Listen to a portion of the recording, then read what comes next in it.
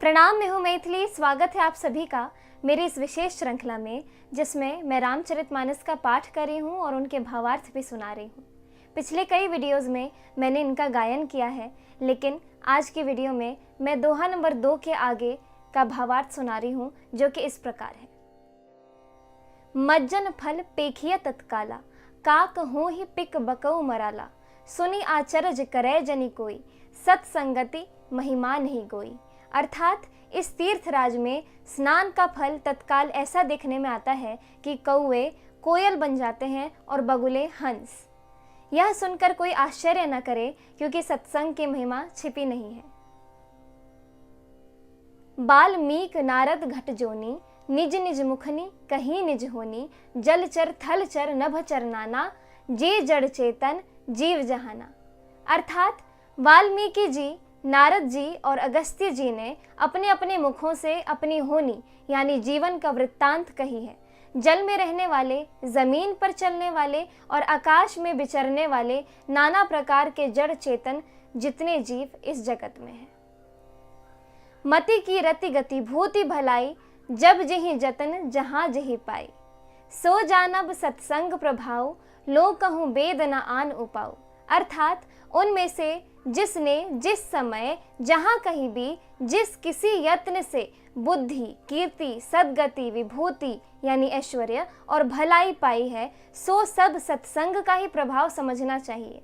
वेदों में और लोक में इनकी प्राप्ति का दूसरा कोई उपाय नहीं है।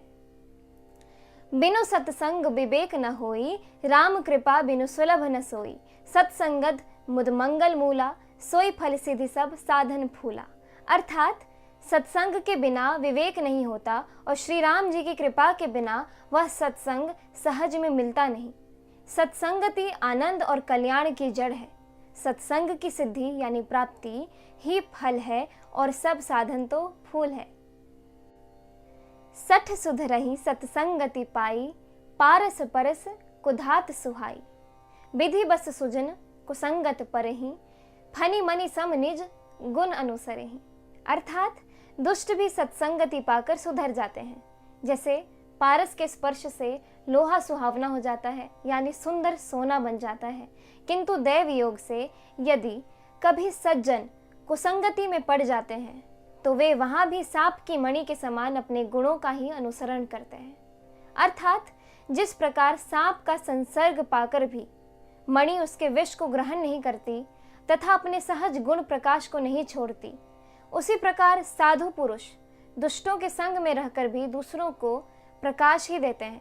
दुष्टों का उन पर कोई प्रभाव नहीं पड़ता। विधि हरिहर कवि को बिदबानी, कहत साधु महिमा सकुचानी, सो मोसन कहीं जात न कैसे, साक बनिक मनि गुण गण जैसे। अर्थात ब्रह्मा, विष्णु, शिव, कवि और पंडितों की वाणी भी संत महिमा का वर्णन करने में सकुचाती हैं। वह मुझसे किस प्रकार नहीं कही जाती। जैसे साग तरकारी बेचने वाले से मणियों के गुण समूह नहीं कहे जा सकते। दोहा नंबर 3 क, बंदौ संत समान, चित अनहित नहीं कोई, अंजलि गत शुभ सुमन जिमी, सम सुगंध कर दोई। अर्थात मैं संतों को प्रणाम करती हूँ जिनके चित्त में समता है, जिनका न कोई मित्र है न कोई शत्रु। जैसे अंजलि में रखे हुए सुंदर फूल, जिस हाथ ने फूलों को तोड़ा और जिसने उनको रखा, उन दोनों ही हाथों को समान रूप से सुगंधित करते हैं। वैसे ही संत शत्रु और मित्र दोनों का ही समान रूप से कल्याण करते हैं। दोहा नंबर 3 ख, संत सरल चित जगत हित, जानि सुभाव सनेहु, बाल विनय सुनि करी कृपा, राम चरण रति देहु। अर्थात संत सरल हृदय और जगत के हितकारी होते हैं। उनके ऐसे स्वभाव और स्नेह को जानकर मैं विनय करती हूँ। मेरे इस बाल विनय को सुनकर कृपा करके श्री राम जी चरणों में मुझे प्रीति दें। बहुरी बंदी खलगन सति भाए, जे बिनु काज दाहि निहु बाए, पर हित हानि लाभ जिन केरे, उजरे हर्ष विषाद बसेरे। अर्थात अब मैं सच्चे भाव से दुष्टों को प्रणाम करती हूँ, जो बिना ही प्रयोजन अपना हित करने वाले के भी प्रतिकूल आचरण करते हैं। दूसरों के हित की हानि ही जिनकी दृष्टि में लाभ है, जिनको दूसरों के उजड़ने में हर्ष और बसने में विषाद होता है। हरि हर जस राकेश राहु से, पर अकाज भट सहस बाहु से, जे पर दोष लखहि सहसाखी, पर हित घृत जिनके मन माखी।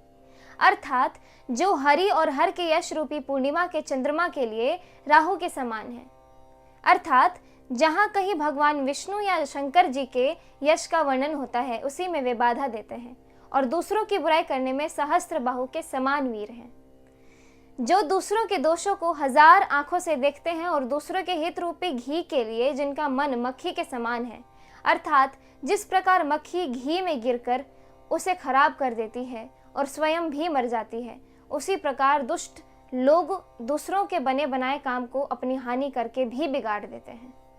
तेज कृसानु रोख मही खेसा, अघ अवगुण धन धनी धनेसा, उदय केत समहित सब ही के, कुंभकर्ण समसोवतनी के। अर्थात जो तेज यानी दूसरों के जलाने वाले ताप में अग्नि और क्रोध में यमराज के समान है, पाप और अवगुण रूपी धन में कुबेर के समान धनी है, जिनकी बढ़ती सभी के हित का नाश करने के लिए केतु पुच्छल तारे के समान है, और जिनके कुंभकर्ण की तरह सोते रहने में ही भलाई है। पर अकाजु लगी तनु परिहरही, जिमि हिम उपल कृषि दली गरही, बंदों खल जस शेष सरोषा, सहस बदन बरनई पर दोषा।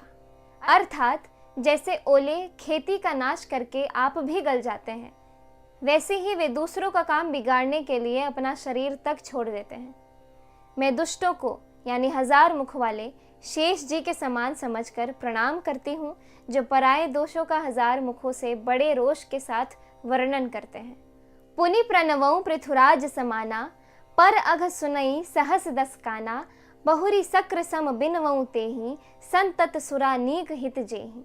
अर्थात पुनः उनको राजा पृथु, जिन्होंने भगवान का यश सुनने के लिए 10,000 कान मांगे थे, उनके समान जानकर प्रणाम करती हूँ, जो 10,000 कानों से दूसरों के पापों को सुनते हैं।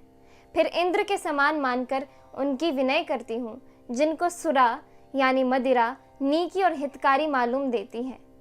इंद्र के लिए भी सुरा नीक अर्थात देवताओं की सेना हितकारी है। बचन वज्र जेहि सदा पियारा, सहस नयन पर दोष निहारा। अर्थात जिनको कठोर वचन रूपी वज्र सदा प्यारा लगता है और जो 1000 आंखों से दूसरों के दोषों को देखते हैं। दोहा नंबर 4। उदासीन अरिमीत हित, सुनत जरहि खलरीति, जानी पानी जुग जोरी जना, बिनती करई सप्रीति।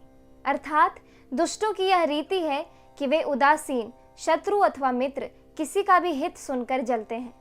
यह जानकर दोनों हाथ जोड़कर यह जन प्रेम पूर्वक उनसे विनय करता है। मैं अपनी दिस कीन्ह निहोरा, तिन्ह निज ओर न लाऊ भोरा, बायस पलियहि अति अनुरागा, हो ही निरामिष कबहू की कागा। अर्थात मैंने अपनी ओर से विनती की है, परंतु वे अपनी ओर से कभी नहीं चूकेंगे। कौओं को बड़े प्रेम से पालिए, परंतु वे क्या कभी मांस के त्यागी हो सकते हैं। बंदौ संत असज्जन चरना, दुख प्रद उभय बीच कछु बरना, बिछुरत एक प्राण हरि लेहि, मिलत एक दुख दारुण देहि। अर्थात अब मैं संत और असंत दोनों के चरणों की वंदना करती हूँ। दोनों ही दुख देने वाले हैं, परंतु उनमें से कुछ अंतर कहा गया है। वह अंतर यह है कि एक संत तो बिछुड़ते समय प्राण हर लेते हैं और दूसरे असंत मिलते हैं तब दारुण दुख देते हैं। अर्थात संतों का बिछुड़ना मरने के समान दुखदायी होता है और असंतों का मिलना। उपजहि एक संग जग माही, जलज जोंक जिमि गुण बिलगाही, सुधा सुरा सम साधु असाधु, जनक एक जग जलधि अगाधु। अर्थात दोनों संत और असंत जगत में एक साथ पैदा होते हैं, पर एक साथ पैदा होने वाले कमल और जोंक की तरह उनके गुण अलग अलग होते हैं। कमल दर्शन और स्पर्श से सुख देता है, किंतु जोंक शरीर का स्पर्श पाते ही रक्त चूसने लगती है। साधु अमृत के समान मृत्यु रूपी संसार को उबारने वाला और असाधु मदिरा के समान मोह, प्रमाद और जड़ता उत्पन्न करने वाला है। दोनों को उत्पन्न करने वाला जगत रूपी अगाध समुद्र एक ही है। शास्त्रों में समुद्र मंथन से ही अमृत और मदिरा दोनों की ही उत्पत्ति बताई गई है। भल अनभल निज निज करतूती, लहत सुजस अपलोक विभूति। सुधा सुधा कर सुर सरि साधु, गरल अनल कलिमय सरि व्याधु। गुण अवगुण जानत सब कोई, जो जहि भाव नीक तेहि सोई।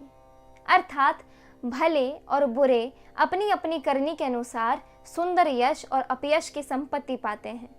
अमृत, चंद्रमा, गंगा जी और साधु एवं विष, अग्नि, कलयुग के पापों की नदी अर्थात कर्मनाशा और हिंसा करने वाला व्याध, इनके गुण अवगुण सब कोई जानते हैं, किंतु जिसे जो भाता है उसे वही अच्छा लगता है।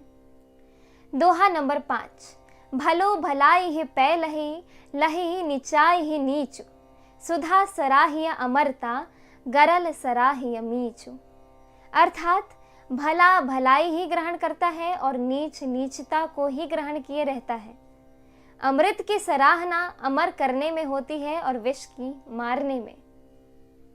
आज के एपिसोड में इतना ही। आगे की कथा सुनने के लिए कृपया मेरे YouTube चैनल से जुड़े रहें।